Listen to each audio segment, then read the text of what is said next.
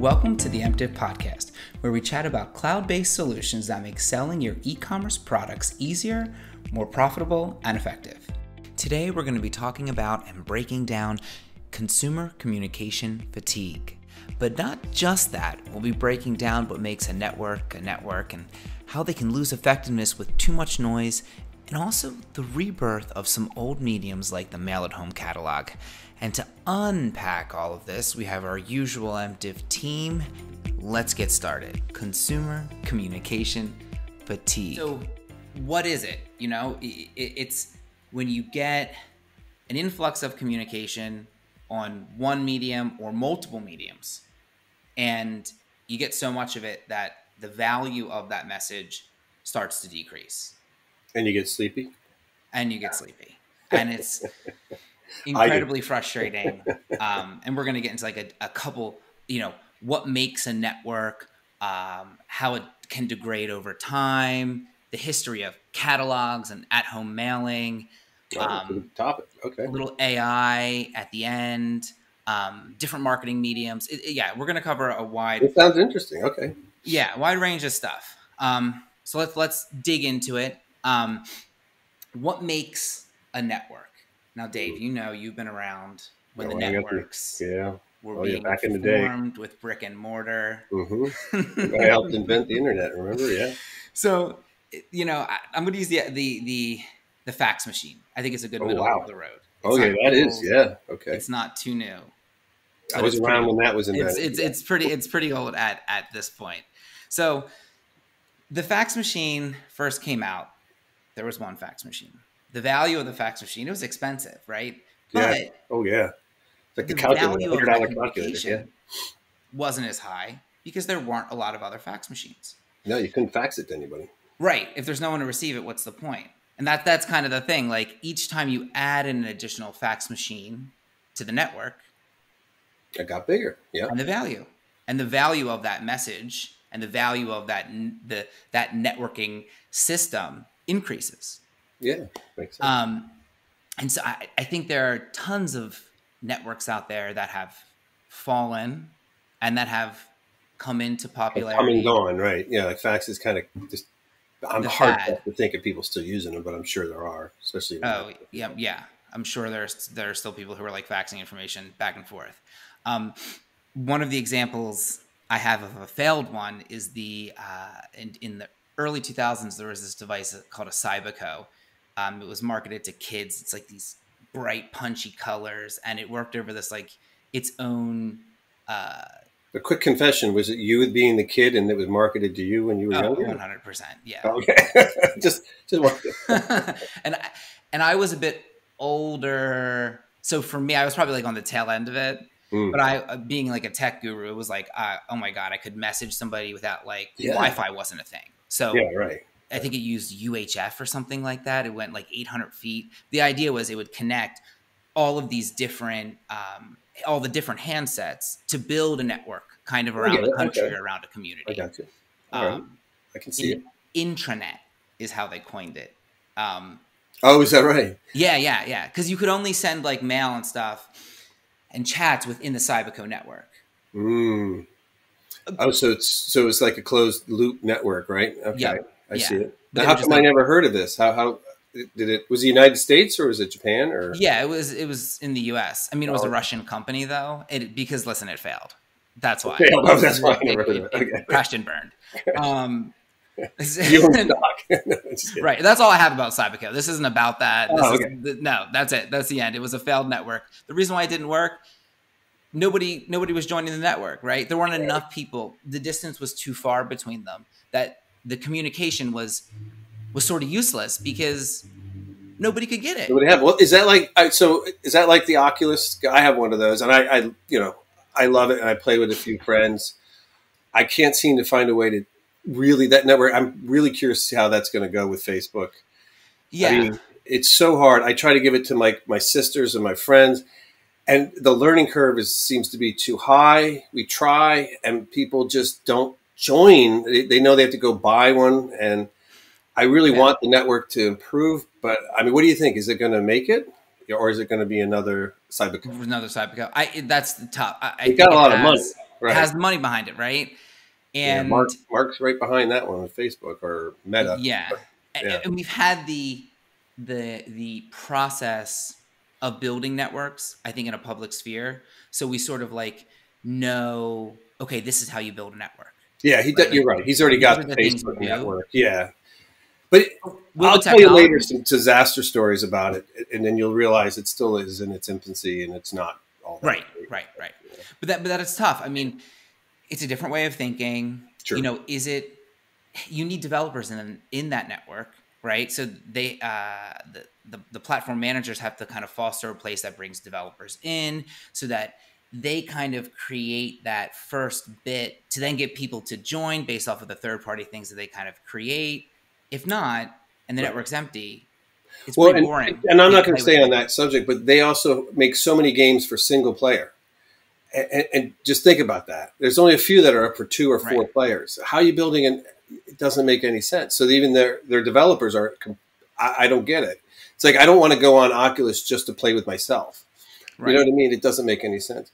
But go ahead, because I don't want to stay on that. Yeah. So this trend, right? We're Yeah. seeing what we're kind of describing is it's not new, right? Yeah. You use the Right. example of a bar, or it's an early. I used to work at a bar, so it's the early morning shift or early afternoon shift, and people come in and come out, and because there's nobody in there, they leave, they stay for a minute, and then they go. They don't stay, right? And Yeah. so because they want a busy bar, they want people, they want noise, and you got to get that hook. If you don't get the Mm. hook in, then the people just keep leaving. Right. And if everyone in the bar would just stay, then it would be It'd full. be full. Yeah. Yeah. Right. Makes sense. I get it. Yeah. And I so the get the internet's analogy. littered with these failed, Yeah, I was about networks. to say we could probably do a whole show on just failed networks that Yeah. didn't work. Right? The Great idea. Windows Phone. I mean, their app store. Yeah. That's Yeah. like probably the biggest expensive tech blunder. I'm not the biggest, but you know what I mean. Yeah. Yeah. Yeah. Well, so what do we do? I mean, all right. So let's just go. What are the different networks, or what are the different means of communicating with people? That Some of the staples. right. What are the staples of communication and marketing today? Right. We have Yeah. We've got some of the written form. Been around okay, forever. right. Literally clay tablets. Chilling in tablets, right? Newspapers, Writing on magazines walls. from your generation. Yeah. Yeah. Well, you got the phone, obviously. I mean, that's all, Telephone. that's it now. Everybody walks around with their personal computer in their pocket. You could say audio, like auditory, right? Audio, Anything that you can radio, hear because it can come over the computers. podcasts, right? Okay, Multimedia, anything visual. right. Because you have the mediums, then you also have how you're transferring it, which would be like the internet transferring audio I get or it. video. So they're sort of mixed. Their networks kind of mixed with content. Right. TV, the most TV. expensive, I think. If Right. there's no one to watch a TV, what's the point? Wow, and that's expensive. Yep. SMS, MMS, multimedia message. I think it frustrates me. We're at the place we are in time. It should be further. Yeah. Just like why? Why do we have these two separate Yeah. protocols? Like what's happening? Well, email, which would be written form, but also internet, right? Is that Right. kind of crossing? And I'm like, email hasn't evolved? And we could do a whole show on just that. I mean, they've tried, and there's people trying, but I think in this episode, we'll kind of be focusing on a couple of those, like email, SMS, and mixing in some of the old ones, like the mail at home catalog or the mail direct mail, right? And Dave, I mean, that's you know, somebody could bring in the old timer with. Yeah. You've had a lot of experience with that, and the document print industry too. Yep. So I think why don't you tell us a little about the history of the catalog? Wow. Well, I do know a couple of facts, a couple of interesting ones. Everybody thinks it's the Sears catalog, right? I mean, that's, if you talk to people, they go, what's because of course it's U.S. market, right? Right. But in the U.S. it wasn't. It was Tiffany. Oh. Tiffany and Company, right? Huh. Was it blue? Was it like the Tiffany blue? Or they green? call it, like, I think, a blue catalog or something. You've seen it. But I bet you. Yeah.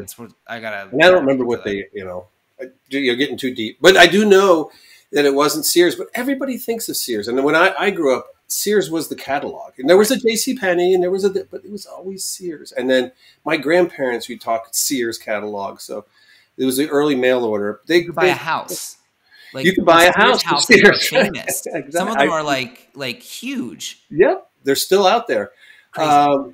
So somewhere in the, I don't know, 1880s, something like that, Sears catalog was around. So it's been around for a long, long time. And then I think there's other examples as you go along of people who reinvented the catalog and reinvented it. But, it was all because people had leisure time. They had more money. And, and they just basically could spend their money. They could flip through a catalog and order something that they could not get in their neighborhood, right? You know what I mean? Or their Yeah. specific area. And it was hard to travel back then. And so even as things got, in the 20s and 30s, the more money you had, the more disposable income, you would use a catalog. And it was just the way to buy things. And, it's kind of waned since then. And I think in somewhere around when we had some of our big recessions, people just abandoned the catalogs, right? So that was And one the of technology, right? yeah, Like technology came up, yeah. amount of money for producing them. People said, we don't need them. We've got the internet. Let's use email. And I can tell you there's some people who really made that successful, and there's some people who really failed and businesses closed because of that. Yeah. So so you take this old marketing tool of the catalog, and you're going to see some really good examples out there of people that kind of use it and make it work for them. And I guess the real question is, well, why is it working for them, and why is it not for others? It's a really interesting topic. And I think we can come up with, there's some new examples, right? Like one of Bonobos? Yeah. Talking about bonobos earlier. Yeah, bonobos. Yes. Thank you. That's a really good example of one who's made a catalog really work. And I think you have a couple that you said you got an Amazon catalog. I've got my Amazon catalog. Yeah. I didn't get one. That really upset me. Why? You're not cool enough, apparently. They said this guy, he knows what a catalog is. If we send it to him, he'll throw it out, put it at the bottom of the stack. Just like this other guy, we're gonna send it to him because he's never seen early a catalog. adapter of Amazon. I just feel cheated on that. I don't understand it. Yeah, but now you don't use it. So. No, you're right. You can't talk about that. You can't talk about not using Amazon. Well, everybody uses Amazon, whether you know it or not. But yeah, I think that's a good one. So why is Amazon doing a catalog, John? I mean, I think dead. Catalogs are dead, right? I mean, I think there's some interesting things in here, though. Taking a peek through it.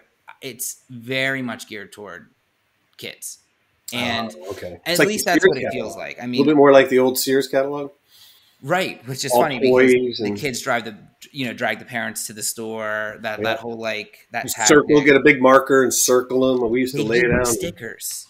In this, they give you stickers now. They give you stickers, and I can't find them now. And I saved the page. Yeah, so they give you. Kids love stickers. Yep, and kids love sticker. Keeps them busy. Right.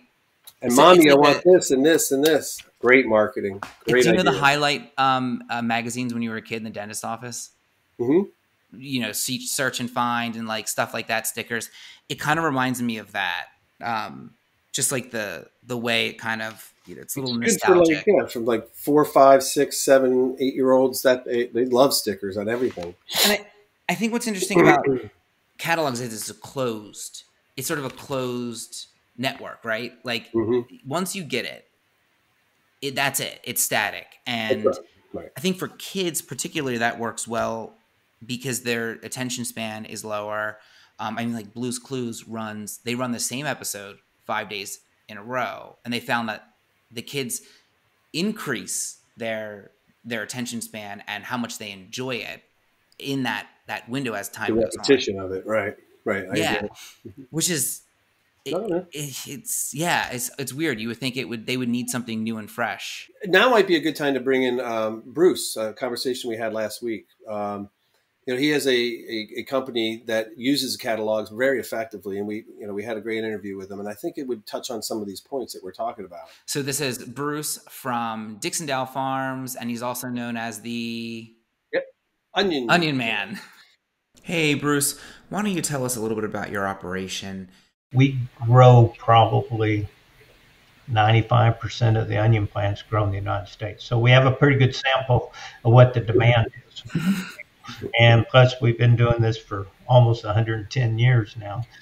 Some people say catalogs are dead. But for you, it's been a completely different experience. Well, I think it's a matter for them to relate. One is, Jeannie, my wife, and I She actually owns the company. I just married into it. She's the fourth generation, so it gives them a farming relationship.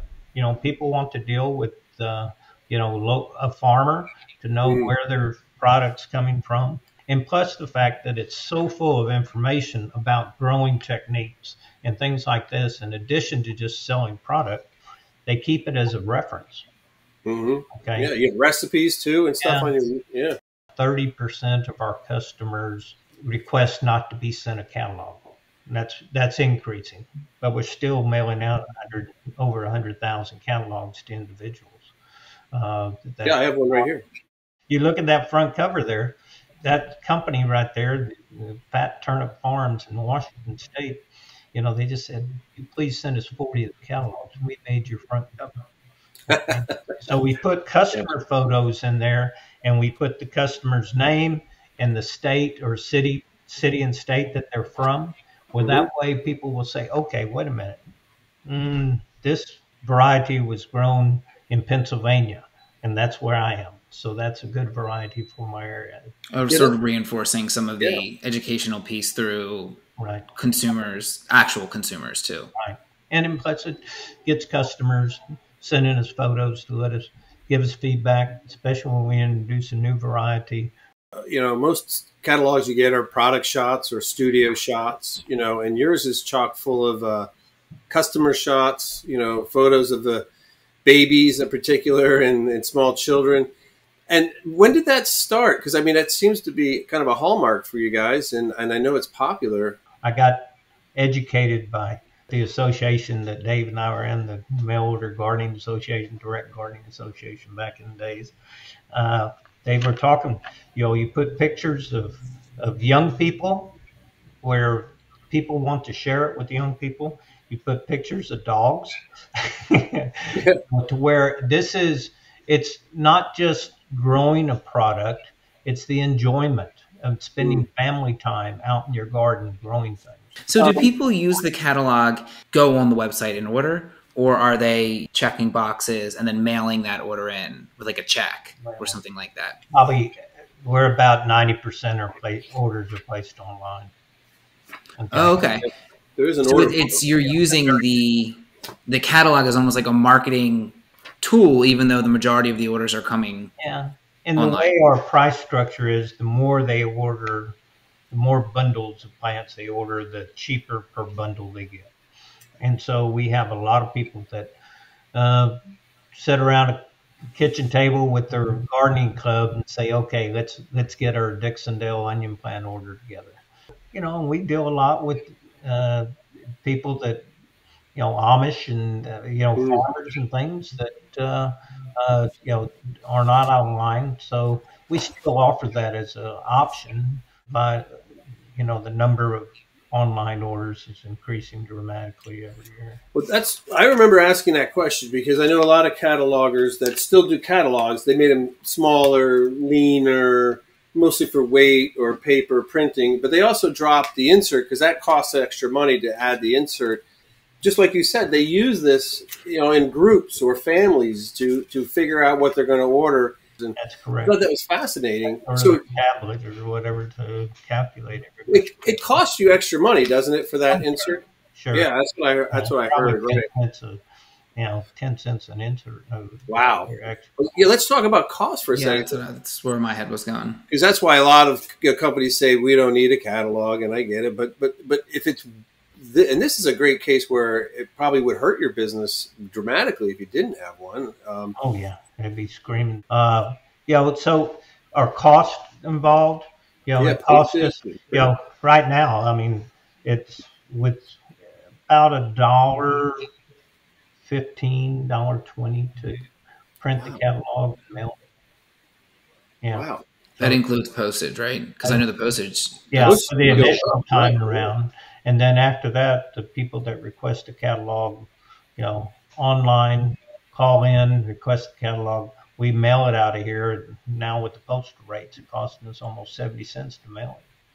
So it's. So you do a large drop, and then you keep a bunch on hand and send them when people request them. Do you do just one drop? Just curious, or two? just went wrong. Yeah. Just to circle back, that's why I was questioning the catalog. Was really, I don't think you could replace it. It's gardening, maybe with other items, but I never quite understood why someone would want to even leave 15 or 20% of their sales because you're not putting a catalog. The uniqueness is really the relationship you have with the customers and putting the photography on it. And there's a lot of things that go into that, the recipe of that, you know, to make the perfect. Right. But well, the good thing is it's onions. Okay. Nobody cooks at home without putting an onion in it. You know, right. It's a staple. It's a staple. Yeah. And the freshness of the onion and the fact that you actually produced it and grew it and add something's value to the family. It puts them back in agrarian life. I say we take the mystery out of growing onions because people think there's this mystery. It's all the layers. Yeah, It's all layers. the layers. We cut. Oh, that's something good. I might use it. Yeah. We're doing it one layer at a time. I think thank you for sharing that. I'm sure our audience will really appreciate some of the insights. What did you think of that? I mean, yeah, and it's interesting to see that like they print so many of them. I mean, I think rarely. No, really. Would you think a lot? See, for me, I'm like that's like seems like a lot of catalog, like a lot of weight. Yeah, and he wouldn't do it if it didn't work, right? I mean, obviously. Yeah, I mean, obviously something is working, and I think that goes into kind of what we've been talking about, like picking the right medium for the right customer, of being able to feel it and look at it. And I think that that's if we're talking about different mediums and Correct. how over time the mediums they sort of change, but there's something inside of it which is the message, or the the product which is the message. How they network inspire you though, right? Don't they, John? I mean, some catalogs right. to get out. LL Bean, that's another one I keep. Burpees, they inspire. LL Bean. I mean, I really rarely buy anything anymore, but it does make you. I know the marketing person who we have many conversations with them, and how they make you feel part of the company. It's a whole. It's not accidental. Let's just start that, and then same thing with Burpee. The gardening catalog is to make you think ahead for gardening. They send it now. They make you start thinking about it. You know what I mean? Yeah. It gives you something over those cold winters here in the Northeast to think about. So I'm sorry to digress, but that's the feeling you get from a catalog. I don't think you get so much from the web page. People will say that about books too. There's something. There's also the mentality, and I'm gonna talk about generations in a second too, and how the generations absorb different media contents differently. But I think it's interesting how you don't always completely lost my train of thought. Well, no, but maybe take it from there. I mean, the different mediums. I mean, catalogs are just one medium. Yeah. And why are they seem to be working? Right. Okay. So here it was. It was a diminishing effect of that. So as the network increases and you get more people in it, that you lose volume and novelty, right? And so 10 years ago, catalogs, they lost a lot of that novelty, right? That's correct. There was and now can we get some of that? Like, can you revisit? Now it's trying to come back into catalogs, I would think, right? Yeah, I mean, if you do it right, because you're going to stand out. It used to be, you'd get hundreds of catalogs. Everybody was doing it, and then everybody kind of dropped out, and now the only ones left are the ones that are succeeding, theoretically, and right. And they're novelties, and there's a reason for it. They can come at certain times, and they can be targeted to certain people. I think that there's a place for that. Anyway, now I lost and I think we were going to the place of how do you customize that experience, customize that experience a little bit. I know that you've had a lot of experience in the personalized like document print world, and how they can kind of customize it now a little bit more than they used to. Yep. Yeah, very good point. For the user. Because personalization was, obviously was a few years back. That was many years back was kind of the big thing. You got something in the mail and it said, "Hey, John," whatever. But really, it's hyper personalization where it's tailored to you, I think is what we're talking about now. And yeah, so Tailoring, sorry to cut you off, tailoring yeah, the content, not the just, content, not just the name. okay, Right. personalization is, Maybe it's where hi, you I'm live. John. Right. So yeah, so I did, yeah, as you know, I worked a lot with, Chili Publisher and PageFlex back in the day. And I understand the technology behind it extensively. But what we used to do is, I'll give you a great analogy. We used to do it with banks. I was in a big board meeting for banks. And the thing was, every poster that they had on the wall when, outside their banks and their downtown Manhattan streets didn't have the city that they were in. It was kind of dumb. So one of the first things we did was start personalizing all the material, the printed material, to the location. So if you were in New Orleans or you were in, Charlotte, wherever you were, you would see their building, their skyline, their people, their faces, their ethnic, makeup. And it became much more personal, one-on-one. Now I think it's hyper personalized. Now you can start adding in, right, AI. Yeah, I think that'd be really cool. I don't know how much. I think sometimes it's tough to know how much research has gone into, variable data printing or composite. What do you guys call it? Something like that. Variable data composition. Okay. VDP was the term. And yeah. I don't know about the AI technology in terms of like actually taking the different pages of the content and moving that around and adapting that to the different. The thing is, you can do it. Now, Nice. Are they doing it, and who's doing it? I think is a good discussion matter. Right. The technology exists, and I think it's all there. But you're right; you need a smart AI brain behind it to do it correctly. We used to just do it with spreadsheets, but you can only do so much. Which you just have a couple different user groups, a couple different roles, and then we like a lot of them. But yeah, it was really, to me, it was very expensive. It's even more time and money. I think using AI to reduce that. I think AI is the way it's going to go. You might be starting to get catalogs. One of my things is, and I'm not, but I'll hear it from other people. Why are you sending me small children, baby stuff in my catalog? Right? I mean, maybe you think I know somebody who has a baby, I guess, but if you knew me better, you'd know my babies are all grown, right? You wouldn't want to, so know me better, know me more, help me, build me something that I could use, I think is the future. I think this idea of everything for everybody is sort of waning, and it's good. Yeah. So this also, it'll kind of bring us into, we were talking about novelty before and how these businesses and companies are looking, and marketers are looking for new mediums. And that's kind of we're always looking for new mediums. We talked about some of the old ones, but how do you reach customers? I think now we have virtual reality, augmented reality, VR, AR, their acronyms for it. That's an interesting area. And I think so new, John. Yeah. So I want to tell you a horror story. It's kind of funny. So I had, Facebook bought Oculus. So they were two companies. So you originally had an Oculus login, then they wanted it to be your Facebook login, and they joined them. Somehow mine got unjoined. Yeah, somehow I got unjoined, and all my purchases are on Oculus, and you know what I mean, the games I bought and things. Disconnected network. Yeah, well, I called it broken because it wouldn't work. So I get on support, and it's kind of cool because you're an Oculus, but they're not Oculus support. You'd think I'd get an avatar, right? But you keep going, right? No, it was.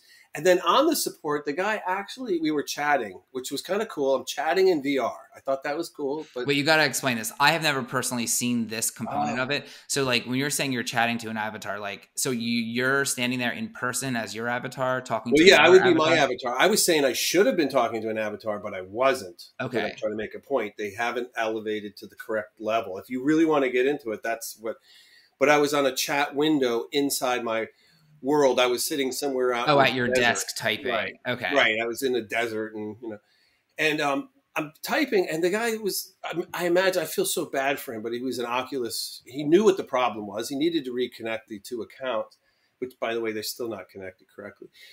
He said to me, "Could you scan your receipt?" Like he wanted my serial number, which I had to take it off my head. And there's actually a serial number. That was one.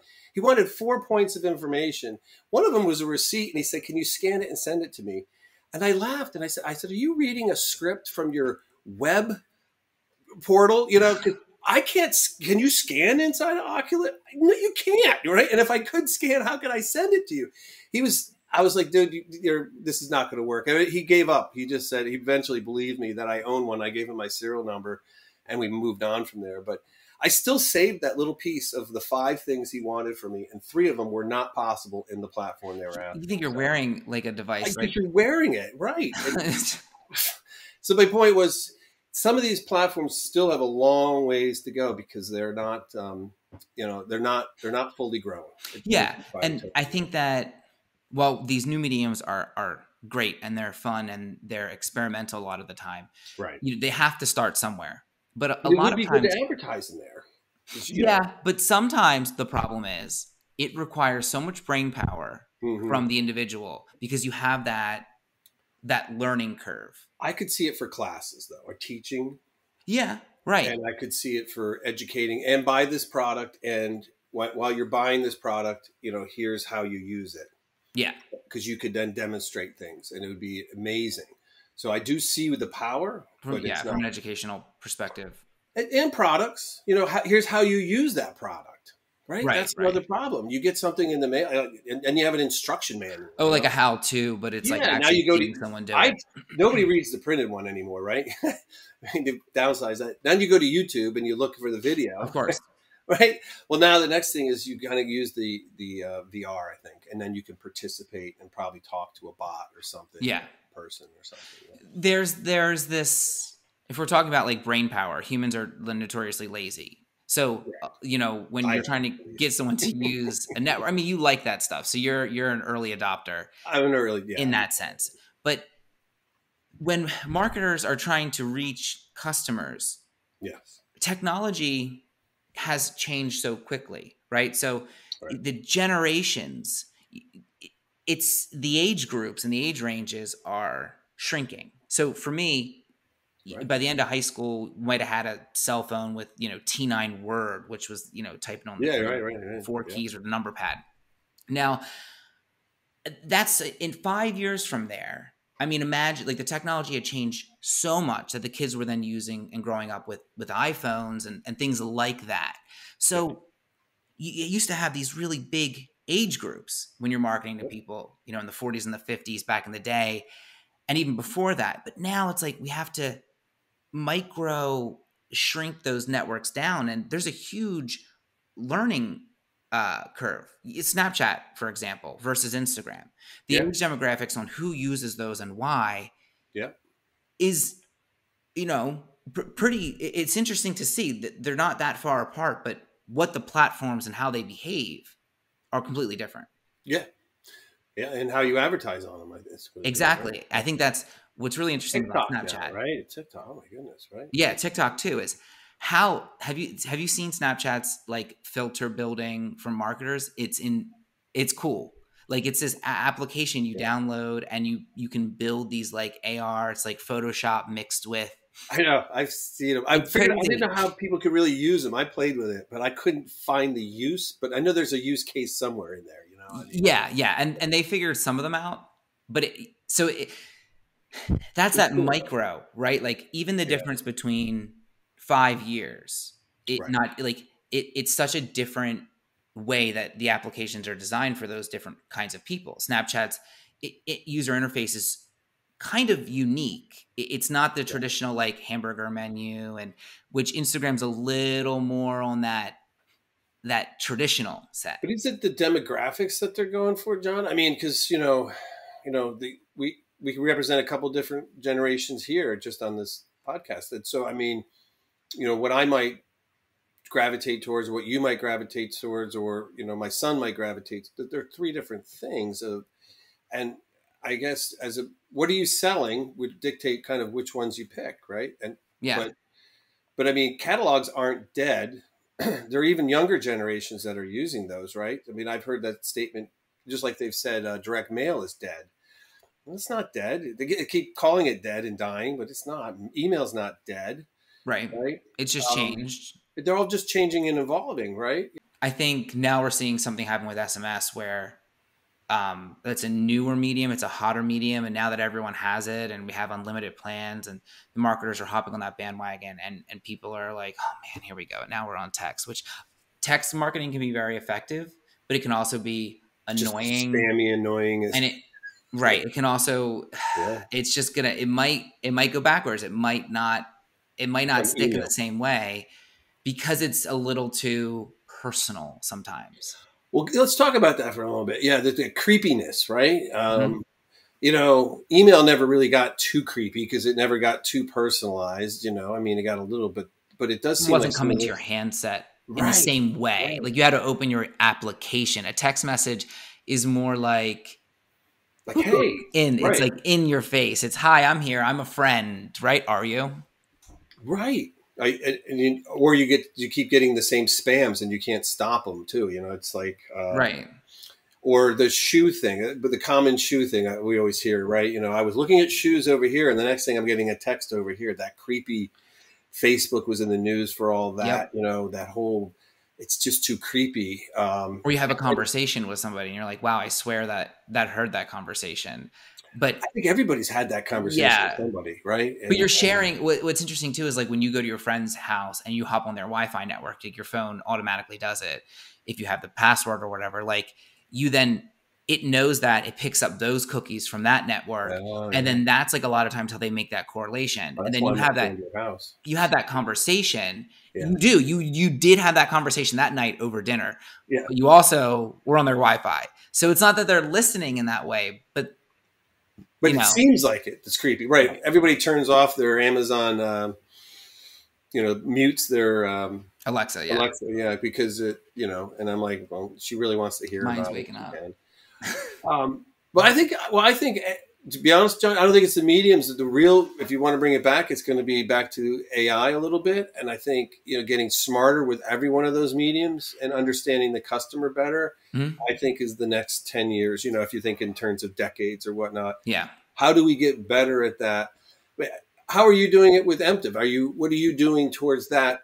Getting smarter with your marketing. That's the stuff that excites me. I mean, I love AI, machine learning.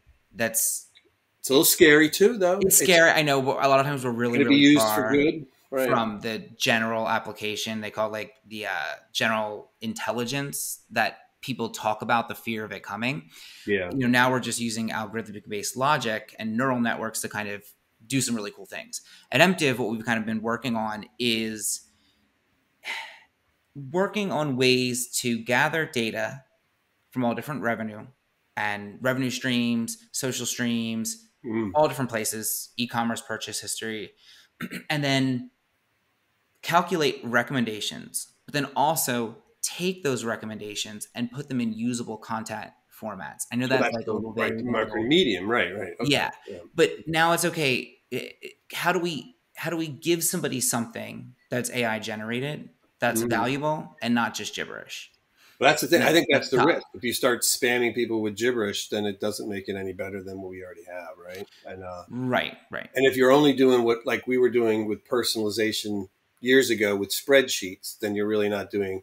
If you could get me a catalog, I'm just using catalog, but it could be anything else, a text, an email, and it was personalized but not creepy and targeted because my true interests, right? I would embrace that. I would.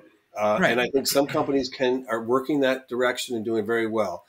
Also, if you can educate me, I think that's the next generation. Don't just sell me, educate me, show me.